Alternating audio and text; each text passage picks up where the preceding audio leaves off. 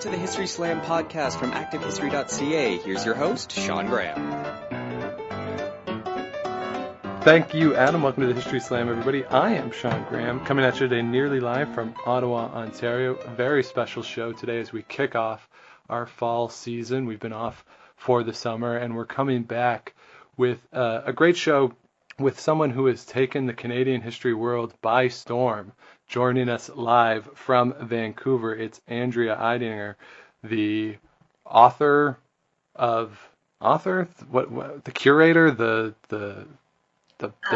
the patron saint of Unwritten Histories.com, the one of the most authoritative blogs in Canadian history right now. Joining us, as I said, from Vancouver, Andrea, welcome to the show.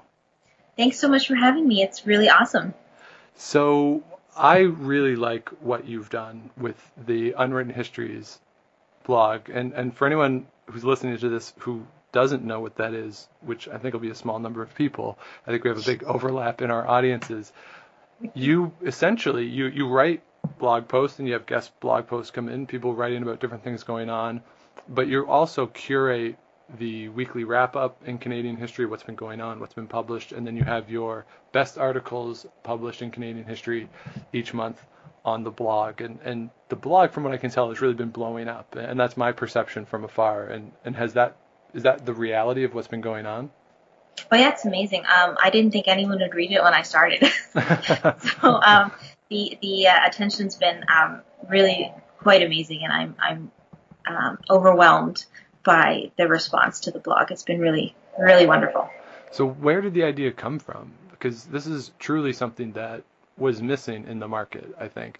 You know, what we do at Active History is more the analysis, and we try to respond to things, but we don't really curate a lot of what's going on elsewhere, and I think that's the case of most blogs. If you look at things like the Notches blog or the Niche blog, those sorts of outlets are more about producing content, which you are doing, but you added this really interesting element. So how did you come about with that idea? I kind of stole the idea from other people. It's not really common in the field of history so much, but it's very popular in other fields. And I spend far too much time on the internet just browsing. And I was inspired by Nursing Cleo in particular because they do their Sunday morning medicine. And it's a curated list of sort of top articles or news stories about medical history and sort of intersections of medicine, sexuality, and gender. And I always look forward to those posts on Sundays. And there's also another sort of curated list that's done by two romance novel authors who do anything that strikes their fancy in terms of history, and they publish it on Saturdays, and they call it Breakfast Links. Oh, that's a great title. Yeah, well, because the idea is that you read it over breakfast, right? Yeah.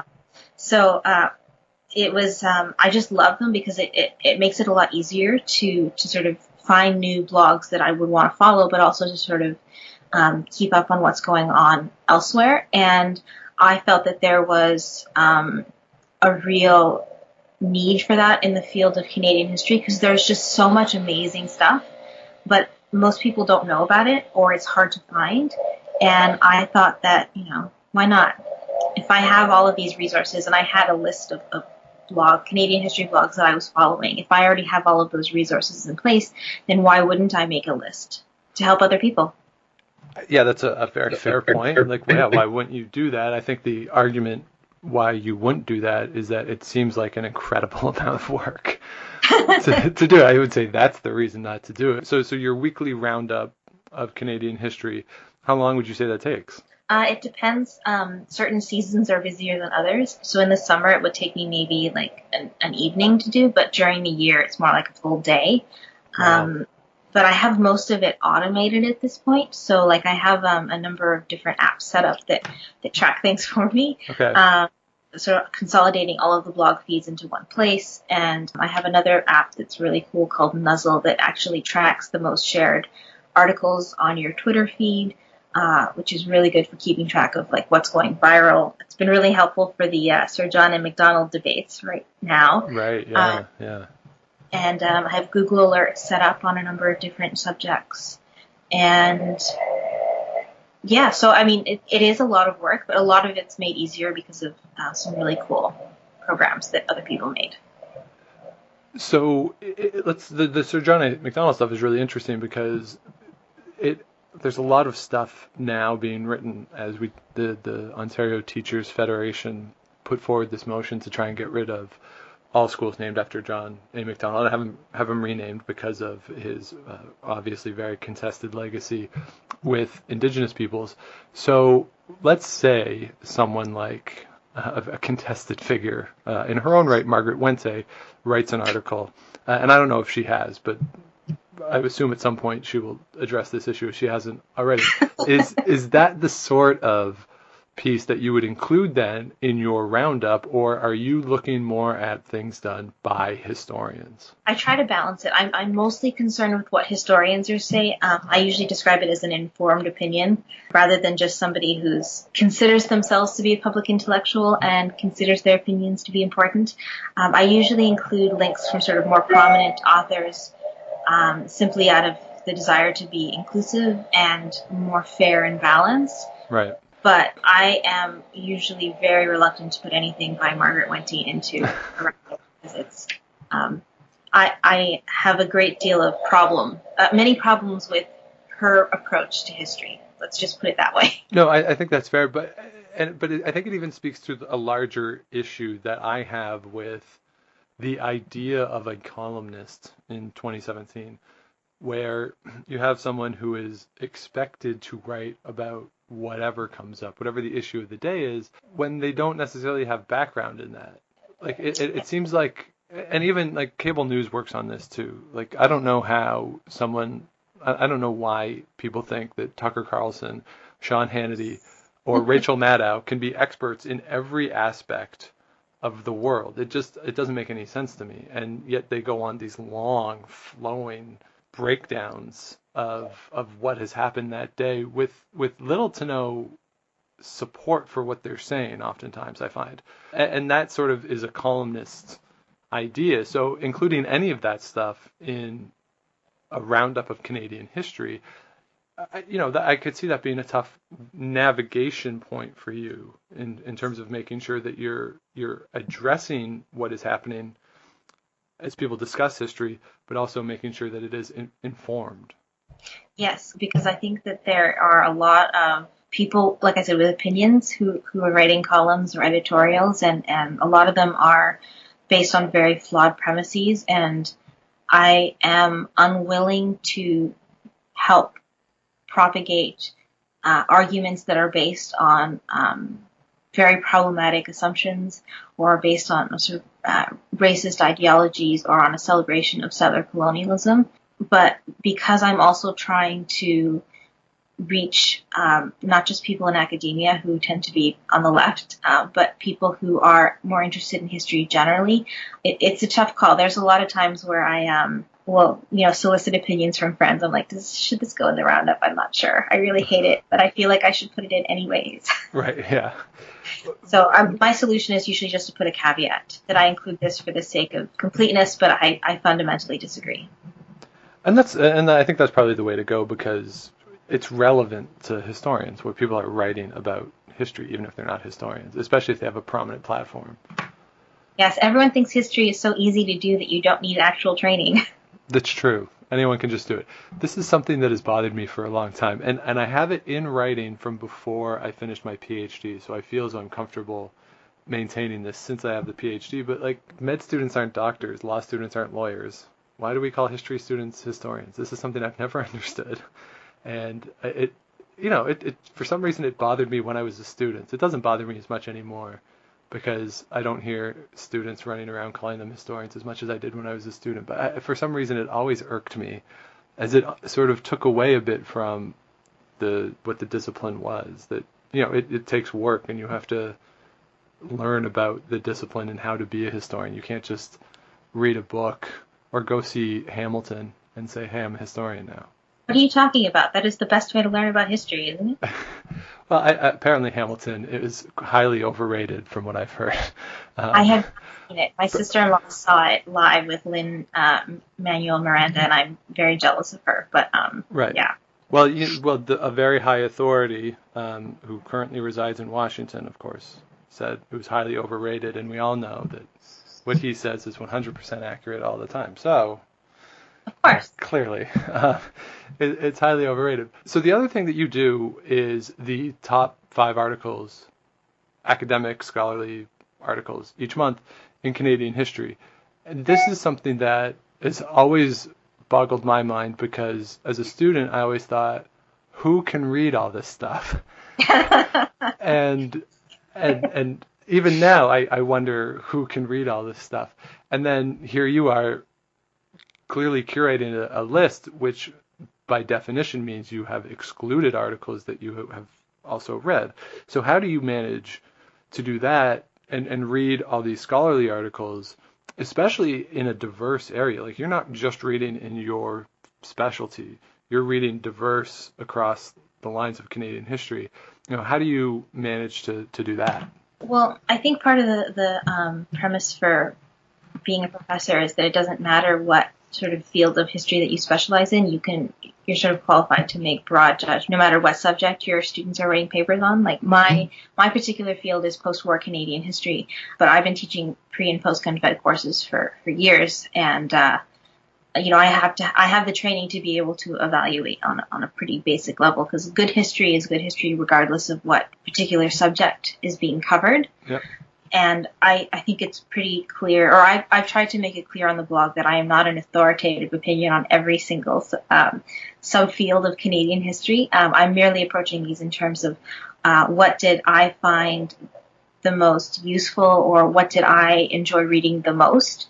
So I don't want to come off as an authoritative voice in what people should be reading. These are just the ones that I like the best. And yeah, and I read a lot. I've always been a bookworm. Been reading 800-page books in one day since I was about 12, because I'm crazy.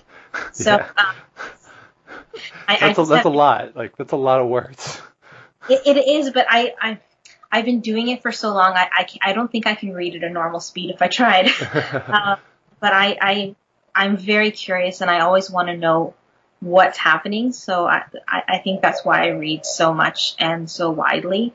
And it's really awesome to be able to read all of these articles in fields that have nothing to do with what I'm researching or even what I'm teaching. So I think it's awesome. I'm glad that people are interested in what I have to say, or think that my recommendations are worthwhile. I'm not sure I answered your question. No, that's fine. So in a given month, then, are you reading the entirety of each journal that is released, or are you picking and choosing? No, I read the whole thing. I don't read the book reviews, obviously, but yeah, I read almost the entire piece, or almost the entire issue. I mean, sometimes if I'm reading a journal article and I get halfway through and I'm like, this is not something I am enjoying, and I do not know if anyone else would want to read it, I might stop at that point. But I read most of every article in every issue. Wow, that's very impressive to me. Like, that's because it's just the volume is so much, and especially, I mean, I can't imagine I'm unique in this, that if it's something that is completely beyond what I study, or would generally be interested in outside of the stuff I study, I wouldn't start it. I might read the abstract, but it's I think that's a great skill to have, and it puts you, I think, in a very good position as an authority for what's going on in the discipline, even if you don't want to call yourself an authority in the different aspects, like the subject matter itself.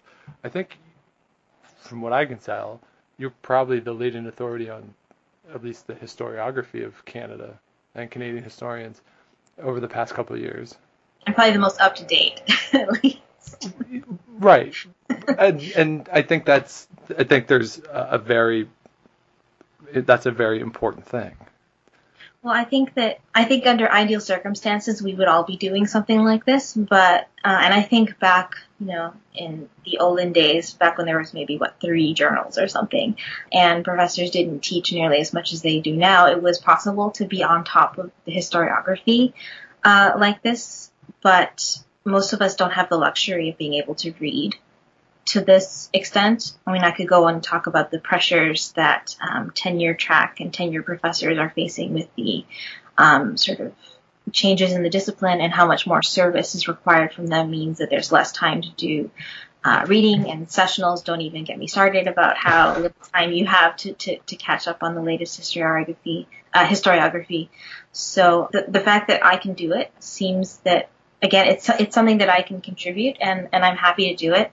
I'm like an actual history nerd. Like, I watch history documentaries for fun. I listen to history podcasts for fun, and on a wide range of subjects. So I'm happy to do it. I learned so much from doing this. It's amazing because the sort of dirty secret is that my bachelor's degree is actually in European history. No.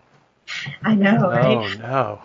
At McGill, I did 18th and 19th century Western European history because that was my thing, and I loved it. And I was convinced to switch by my honors supervisor. She's like, "There's no future in European history in Canada," and I was like, "Okay."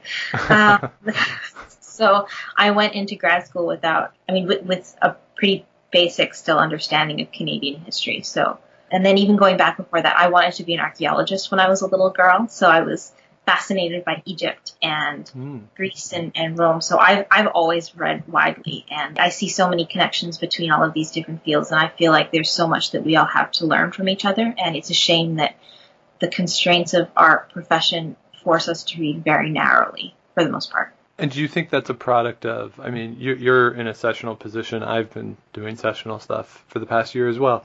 Is it just the fact that the market is what the market is? Is that the cause of that? I think that the proliferation of journals and journal articles, combined with increasing pressures on both permanent and precarious faculty, mean that most of us don't have the luxury of being able to read widely or at all unless you're doing research for an article. So, I mean, I could probably go on about the pressure on sessional instructors and all of these other things, but yeah, I just think that in terms of the responsibilities that historians have, this is one that's kind of fallen by the wayside because there are a lot of other pressing concerns that need to be addressed first. Yeah, I think that's a very true statement that has been the case. But the flip side then would be, as you say, doing sessional work, this has to help your teaching, I would imagine, having this wide knowledge of what's going on. Oh, it's been fun, especially now that I know so many of the people who wrote these articles. It's very strange now to be teaching them. I was teaching over the summer post-war history, and it was really awesome to be able to share Dennis Molinaro's latest work on the Gushenko affair. And the article that came out in Labor a couple of months ago, and to be able to share that with my students and be like, this just came out. This is like headline news in Canadian history, was pretty amazing. And I think students often forget that history isn't just something that's dead. You know, that we're constantly doing it and we're constantly reinventing the field. It's awesome, and I think it helps make it seem more alive and relevant. Yeah, no, absolutely. And even at that too, if the student comes to you saying this class you did this summer, which I really like the title, the subtitle of it, Anxiety and Affluence in the Atomic Age. I can't take credit for that. That's the UBC name. Okay. It's a great title. I really do like that title. But if someone comes to you and says, hey, I want to write about the Mulroney government in the 80s, presumably you could say, oh, yeah, there's this thing that you should read because you have this knowledge now of what's happening. Or at least you could probably throw out a name of the historian who they should reference. I think that's a huge advantage, where I know this has happened to me a bunch of times, where people come to me and say, hey, we want to maybe write about this for a final project. Do you have any ideas for articles we should go read or books we should go read? And depending on the topic, sometimes I'll have to say, you know what, I take a note of what they want to write about, and then I have to go look up different things and see what's going on in that area. So for you to have sort of that internal Rolodex that you could reference, I would imagine students appreciate that. I hope so, but I mean, there's still huge gaps in my knowledge, and I'm a social historian by training and inclination, so there's a lot of stuff about Mulroney that I would probably need to ask my husband about, because he's the political historian. So yeah, it does help, although I still wish that I was able to do more recommendations off the top of my head, but thankfully they seem very impressed by my ability to use American history and life, so that's pretty good for me. Yeah, students are blown away when you mention American history and life. to Yeah, them. they're like, the whole database just for history? I'm like, yes. Yeah, and I can just put in like 1970s counterculture and stuff comes up. Yeah. Yeah, I don't know what the deal with summons is, but it's like the bane of my existence. I don't know why all of these libraries are pushing it, because it just makes life more difficult for students and for me. Yeah, absolutely. Like, just, yeah, that we have this amazing resource. Just let's keep that. Yeah, but I mean, students don't learn how to do this. I had the benefit of going through the Quebec system. And so in CEGEP, I did a whole course on research methodologies and how to write history papers, where I learned about this database. So I was lucky in that sense. But most students, I've had fourth-year students who've never heard of this database before. Which is absolutely crazy. Yeah, but a lot of people don't think to kind of sit down and explain how it works to students, because a lot of us assume that they pick it up somewhere along the lines, or they've done some kind of research methodology course in their first year of university, but that just isn't the case. Yeah, that's true. Having taught the first year history, it's something that you're not conscious of or I wasn't the first time I taught it, to say, hey, this is how you go find stuff. Because the assumption in the first year is that they learned how to do that in high school. Right, which of course they didn't, because why would you learn how to use an academic database when you're in high school? That doesn't make any sense. Well, and they don't even do history proper, right? It's right. At least in DC, it's social studies or something like that.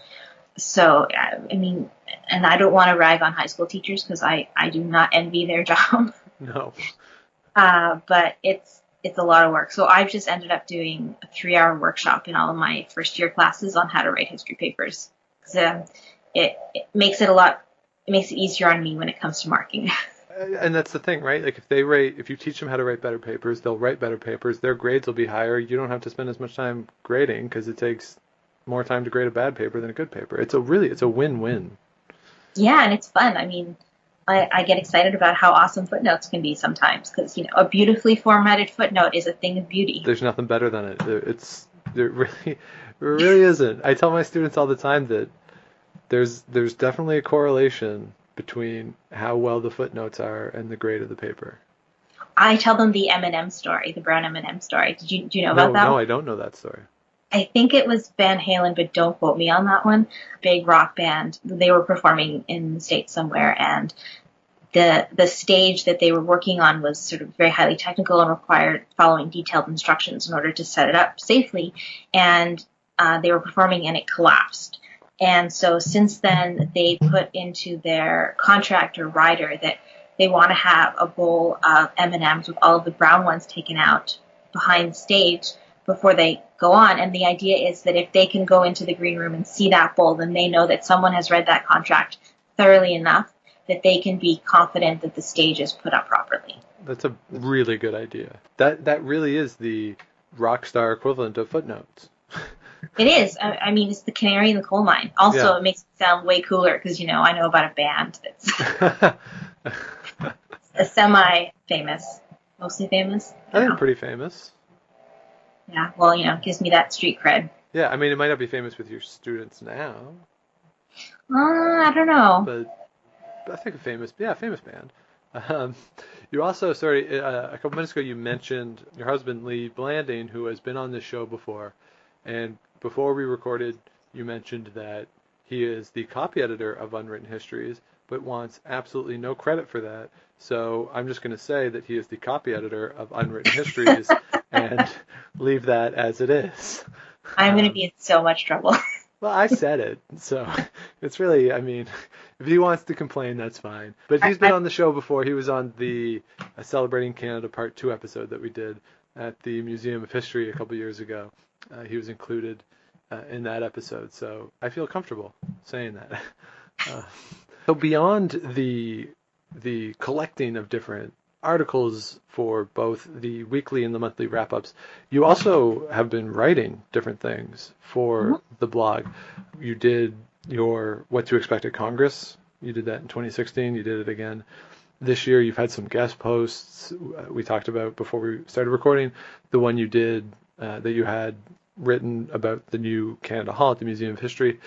Where do you summon the energy then to, on top of putting these lists together, to then write blogs about what is either on your mind or what's going on? Like where does that come from? Is that just a need to keep the blog moving and have different posts, or is there some sort of personal outlet that you like to have where you can sort of get something out there on a regular basis? Well, when I started the blog, I was just doing those posts, so the roundup was kind of a late addition. I don't know where I get the energy to do that. A lot of people ask me that, and I don't know if I have an answer so much as I just do it, because I think that when I started teaching as a sessional instructor, I created a number of sort of tools and resources for myself in order to make teaching a little bit easier, like rubrics and setting up comment banks.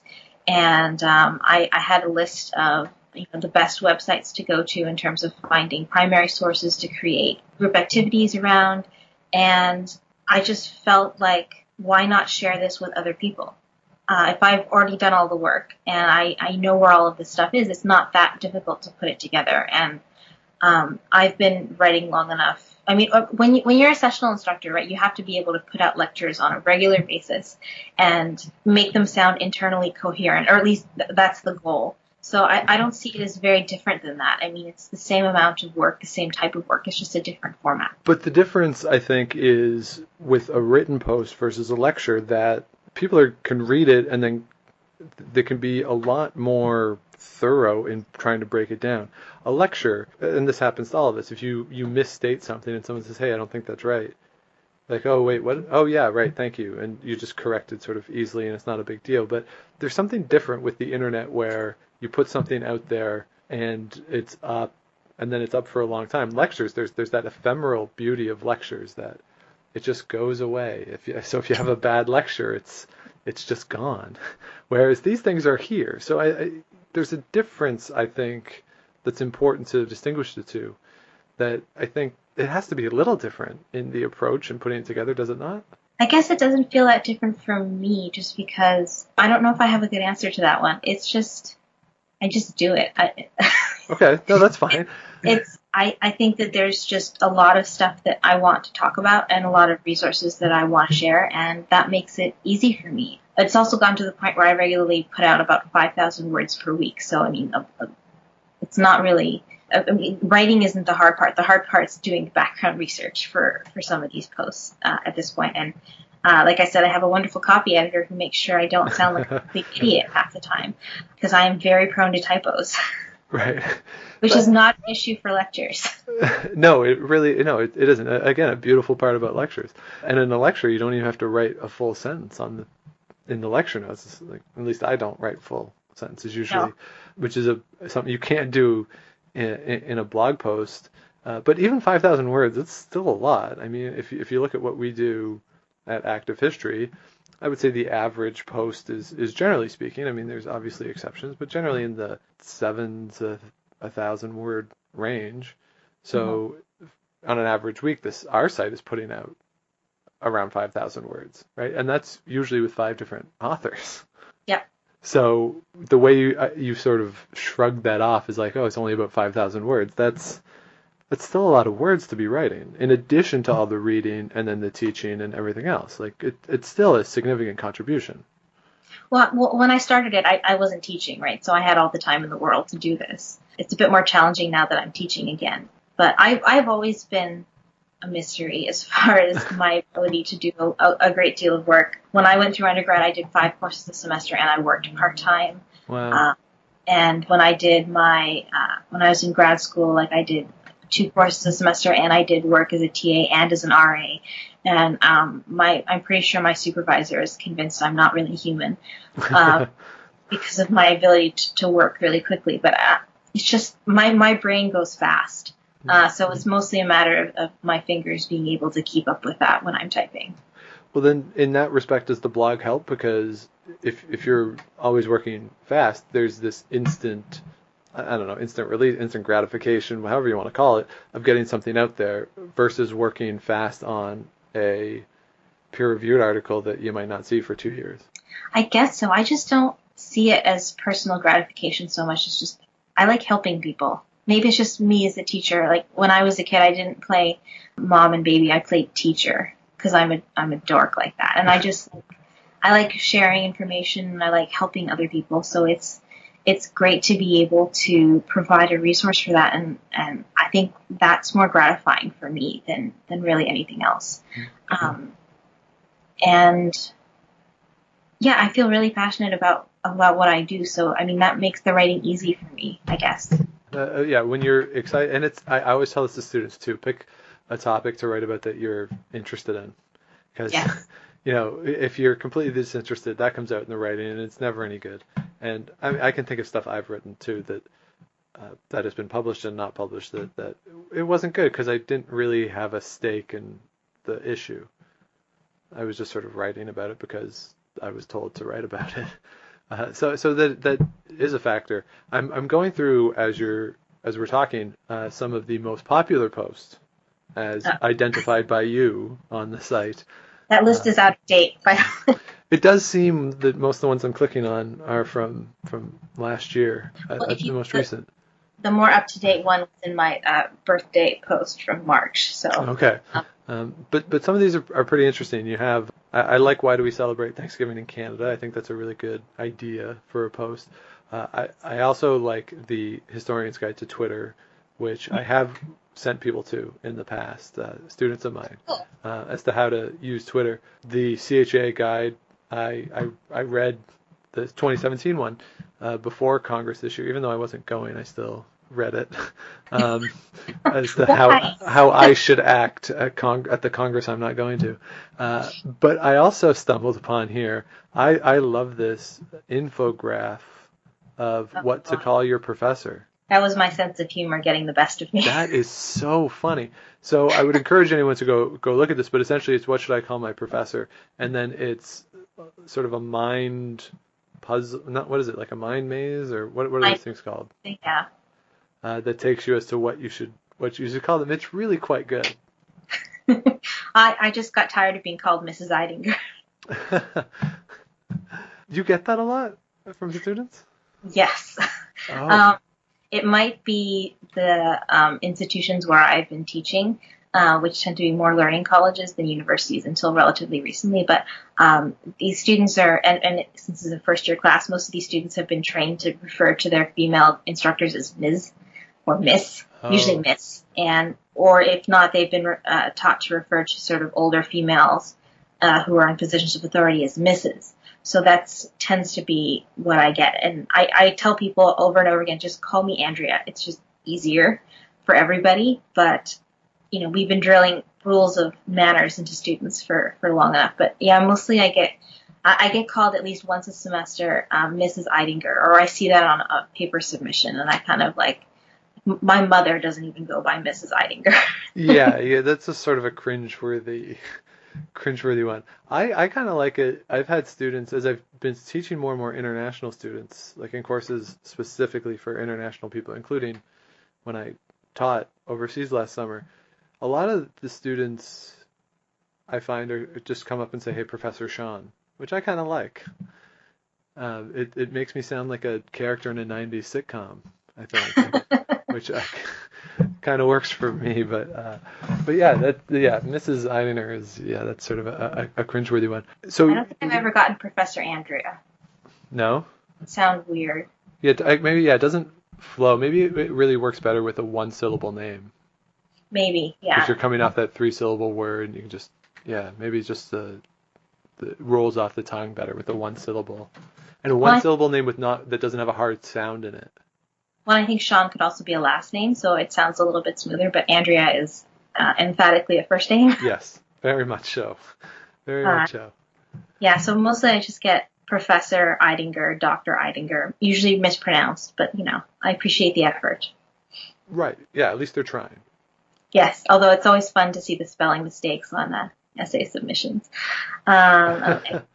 Big important note, don't misspell your professor's name when you're submitting an essay. Yeah, not a good sign, not a good start to the paper. The impetus between that blog post was the same as all the other ones, is that, this is an easy problem to solve. That and like I said, my sense of humor got away from me with that one. I don't think it did. I think it was right in line with what it should be, because you explain everything below. Yeah. Right, so it works out. It's not that part. Okay, but you did. So it's not just the infograph or whatever these things are called. So in addition to all this, I'm actually curious about your physical location too, because you mentioned you did grad school in Montreal. Now you live in UBC, excuse me. You live in Vancouver, working at UBC this summer. And I'm curious because I think that people on the West Coast, for as much as there is a disadvantage for things like traveling for Congress, or especially for someone like me, if all your stuff is at Library and Archives Canada, being out in Vancouver is not very convenient. It's a big country. But in things like the digital things that we do, if, say, for things like Twitter or blogs, especially blogs that maybe update more than once a day, being on the West Coast is an advantage because you can be active later in the day. And even if you are starting your day at, let's say, a crazy early time for someone like me, like 8 o'clock local, so 11 o'clock East, you can sort of look back and catch up on the first part of the day in the East, and then you have that time, 4 or 5 o'clock on the West Coast. Say you pack it in at 5 or 5:30, it's 8:30 East, and you sort of, the zeitgeist of what's happened is sort of wrapped up by that point. I think that's an advantage on these digital things, and I'm just curious if you would agree with that assessment, having lived in both places, even if your time in Montreal might have been pre all this digital stuff. Yeah, just to clarify, I did my undergrad at McGill and I did my graduate school at UVic in Victoria. So. Oh, right. I'm sorry. Yes, I did misspeak there. Sorry. No, it's okay. It's complicated. Where is Andrea from? Is she from Montreal? Or is she from... No. Yeah, it's a definite advantage. Also, I'm not a morning person, so that is both a challenge and a gift because sometimes when people want to Skype with me or talk with me in the morning, I'm like, it's like 6 o'clock BC time. Can we meet a little bit later, please? But yeah, I tend to do sort of my review of Twitter for the day at the end of the day, and I can pretty much catch everything because, I mean, most of the discussions have already finished at that point, which is great, although it does sort of limit the ability of people on the West Coast to participate in those discussions. So it's a catch-22. Yeah, that's a fair point. And I've noticed people on the East Coast, especially if they're tweeting out links, they'll say, hey, to the PM crowd, which is really like, hey, people on the West Coast. Yes. Like it's sort of code for that, I think. Although I'm part of the PM crowd. I kind of live on West Coast time, even though I live in Ottawa, to be honest. And it's crazy. So people actually say, hey, it's 9 o'clock East, like, let's set up a meeting. Like, that's crazy. Yeah, well, a lot of people forget that I'm in Vancouver, so that's a problem because I talk about Montreal a lot, so I can understand the confusion. Okay, because I thought I was being a little unreasonable because we're recording right now. We started this call at noon East time. I thought that was a little maybe pushing it. Well, it's early for me, but I'm a night owl, so right. I can be awake at this hour. And next week I start. I have a class on Thursdays at 8:30 in the morning, and I'm kind of dreading that. Ooh. But that is not, and it's an hour and a half commute. Oh God, get there. But I can be awake because naps are my friend. So naps inevitably will solve any problems that I encounter. Absolutely. But I think one of the biggest challenges in the field, I mean, aside from the bilingual issue, is the two coasts. It's hard to have a dialogue when there's that big of a sort of time difference. I know that, like, when Krista and I were putting together the schedule for Beyond 150, that was a challenge. We're like, we didn't want to start so early that people on the West Coast couldn't do it, but we didn't want to start so late that people on the East Coast basically couldn't start until the evening. So it's a challenge.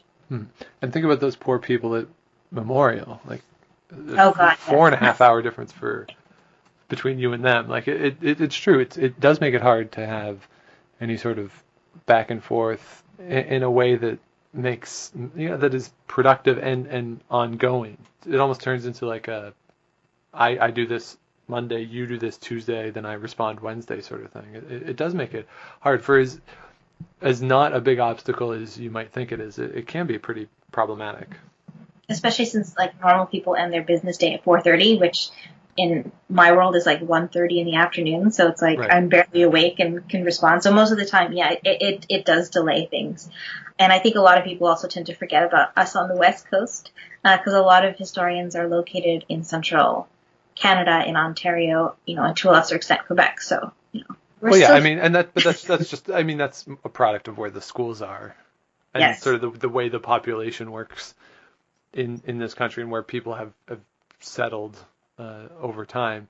But at the same time, you have 3 schools that aren't far away. 4? I don't know. How far is UNBC? That's not. That's pretty far. Okay, but that would have been the 4th to me, because I would count UVic as being. I mean, not physically, it can be hard to get there, yeah, but you can at least engage in, there's 3 communities right there. Actually, there's way more universities, but most people don't know about them.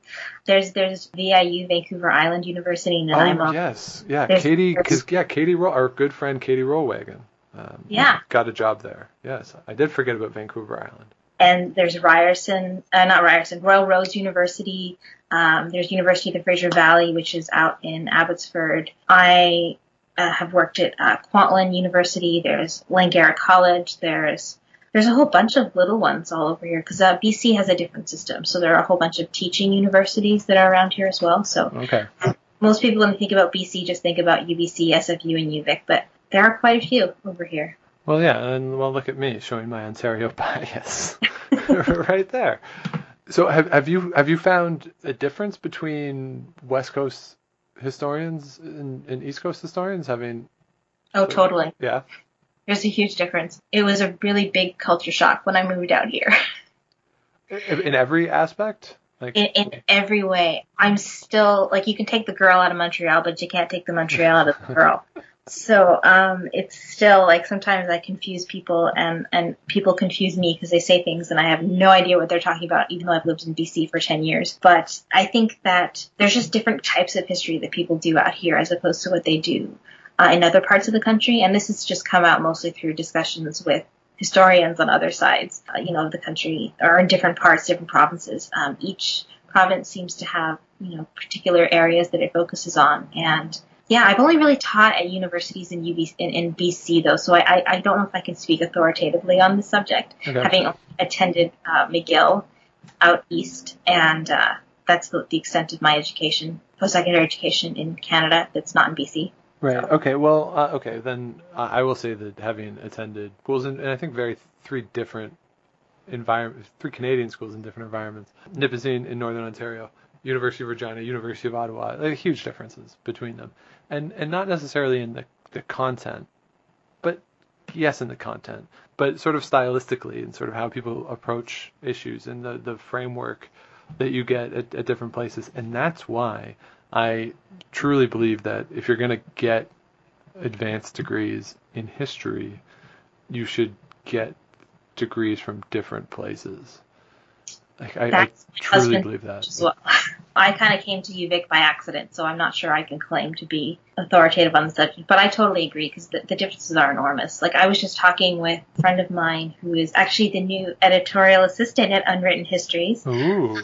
Stephanie Pettigrew, who's at UNB, we were just talking about different fields and different courses that are offered, and how, I love medical history, but it's not really offered as courses out here in BC very often, but it is in Eastern Canada. So, that's a big difference. And I think out here in BC, you have much more of a focus on Indigenous history than you do maybe in other parts of the country. I feel comfortable saying from my experience in Regina, a lot more focus on French Canada in the East. Oh yeah, everyone hates Quebec out here. Well, that seems like an unfair characterization. There's a lot of misinformation about Quebec. There you go. I think that's a better way. I think that's a better way to put it. And I have students who have never even heard of New France. Wow. Yeah, which is always interesting. Because, the stuff that you learn in high school is different. Going to school in Quebec, I learned about a very nationalistic perspective on Canadian history that started and ended with Quebec. But out here in BC, a lot of the history doesn't really start until post-Confed. Most of the earlier parts are just not considered relevant because it's not really relevant to BC specifically. Right, because, provincial guidelines want to focus on that province, which is, I get the need for that, but at the same time, the history of BC is inextricably linked with the history of the rest of the country. I guess, but we can get into discussions about regionalism and course contents and all that too. There's political reasons for it too, and history is way more complicated than most people think it is. Yeah, it really is. And because of that, I think we talked about the Johnny McDonald thing. Obviously, what's going on in the United States with Confederate statues is a big deal. So I'll get you out of here. I want to know your thoughts on this. Given that you have so much knowledge of the field as a whole, do you think that Canadian history is in a good place? Is it strong?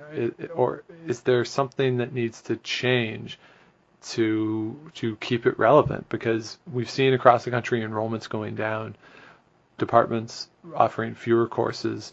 Anyone who's on the job market knows the general lack of tenure track positions in history departments across the country seems to be a real thing. Those are markers that would have a lot of people concerned for the state of history in 2017 and moving forward. But you, as someone who has been engaged with the field, both in terms of the writings, we didn't mention the not only do you have the guest posts, you curate historians who are on Twitter and historians who are online. You have the Historians' Histories series as part of the blog as well. So you're familiar with the personal stories of a lot of historians across the country too. So I'm just curious as to your take as to the state of history in 2017 and moving forward. Wow, easy question. I know, right? a softball question to end, yeah.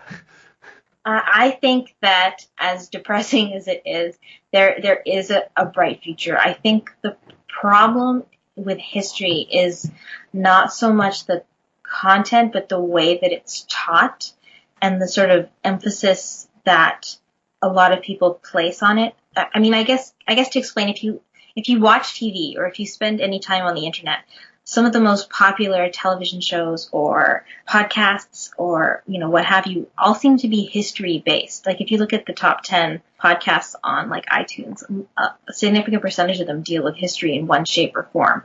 I think that the interest in history is there. People are still fascinated by history, but it's maybe not the kind of history that has been predominantly taught in universities and in particular in high school, because high schools I think are about like 20, 30 years behind what historians are doing in real time.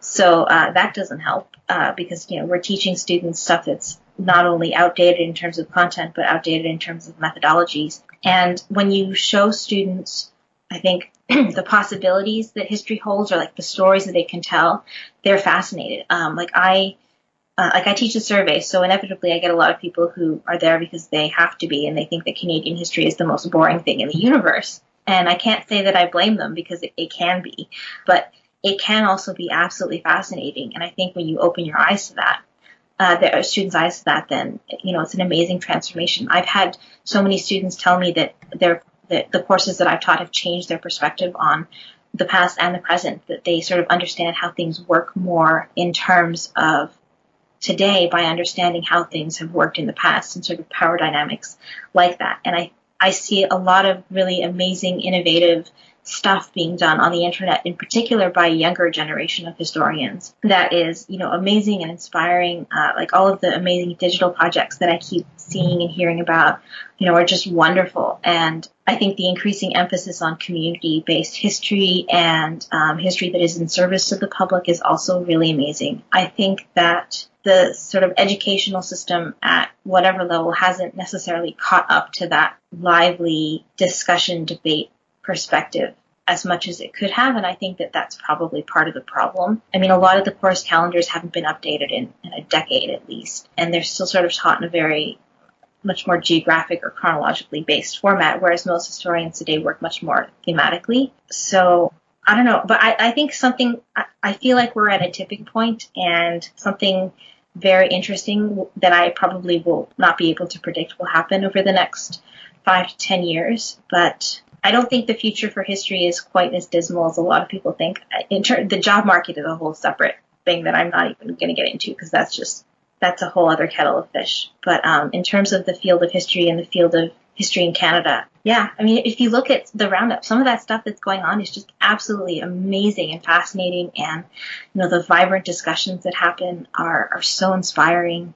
And there's so many new avenues for research and so many new voices. And I think we just need to keep emphasizing the principles of inclusivity, diversity, and speaking truth to power. I think that's very well said. I think you're right. And my hope is that with all the digital stuff, that gap that you identified gets smaller, that there can be a quicker turnaround of what is happening in history, and then it gets reflected in the classrooms. I think it's starting to happen a little bit, even if it's not in curricula across the country, as teachers are just bringing it in.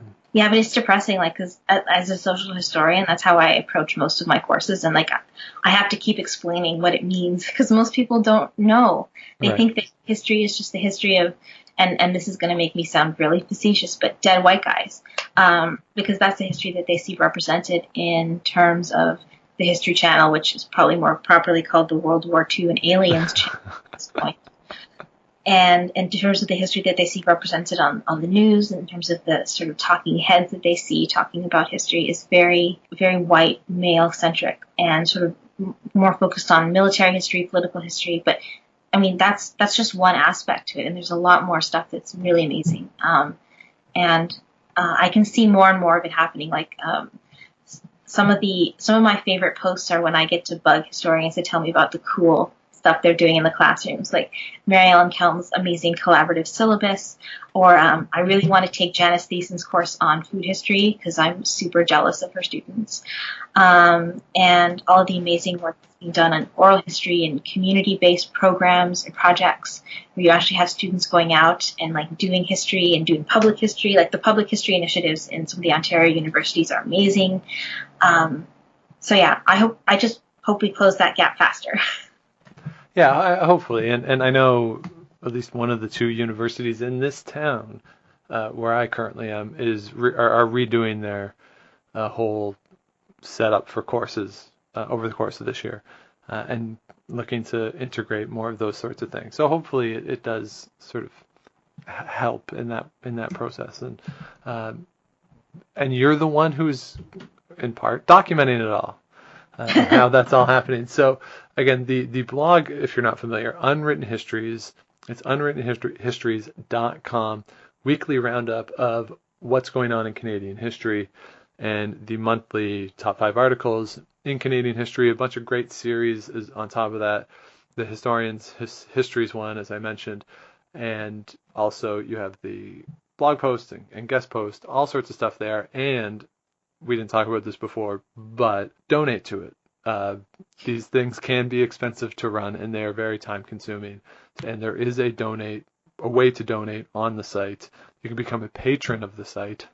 So I would encourage everyone, if you can, to donate, help out, because if you've never gone to the site and you just look at what is happening with everything that's up there, it's obvious that there's been a lot of work put in. So I would encourage people to go to the site, and if you can, donate as well. That's my unsolicited plug for people to donate. Thank you. I appreciate it. And I'm very grateful for everyone's support, financial or not. yes, and if you can't donate, then this is still a great resource and a great place that you should have bookmarked and have it be a regular place where you go. Also, Andrea, you did mention the Beyond 150. So for people who don't know, there was the Beyond 150 Twitter conference that you helped organize with Krista McCracken of Active History and other very well-esteemed institutions. And we didn't talk about that because we're going to try and organize a podcast specific to that because it was such a significant undertaking and a really good idea. So for anyone who is yelling at their phones right now, or however you listen to these, saying, why aren't you asking about Beyond 150? That's why, because we're going to talk about it in a different episode.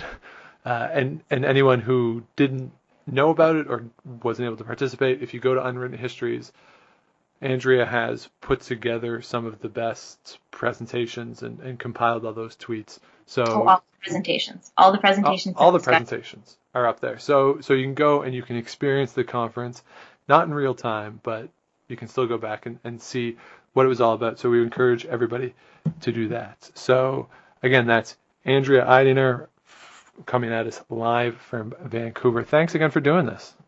My pleasure. Thanks so much for having me. If you have any questions or comments for the podcast, historyslam@gmail.com. Twitter is @Dr. Shawnee Fever. And if you're out and you see Enrico Palazzo, please say hi for me.